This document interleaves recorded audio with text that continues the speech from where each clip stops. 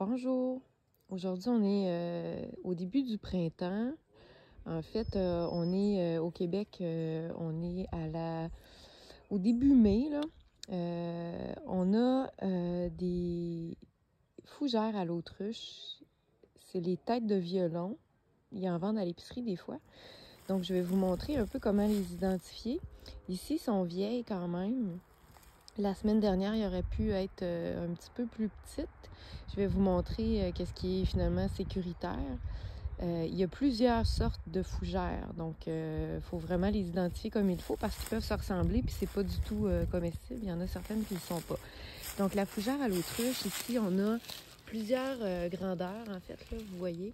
On a des petites, des plus grandes, ici. Idéalement, il ne faut pas les cueillir toutes, il faut en laisser.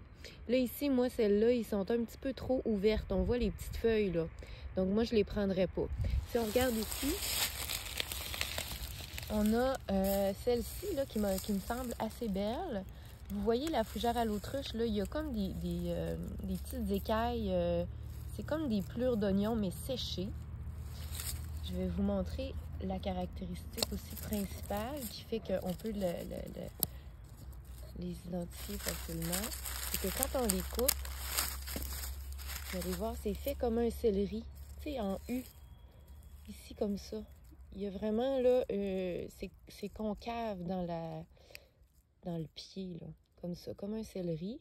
Donc, si vous voyez des crosses de fougères comme ça, qui sont avec un pied comme de céleri, avec un creux, qui a des petites écailles qui s'enlèvent facilement, puis qui sont pas trop ouvertes, là, pas comme ça, là. Ça, là, moi, je les prends pas parce qu'ils sont déjà trop ouvertes. Il y a des feuilles, on les voit, là.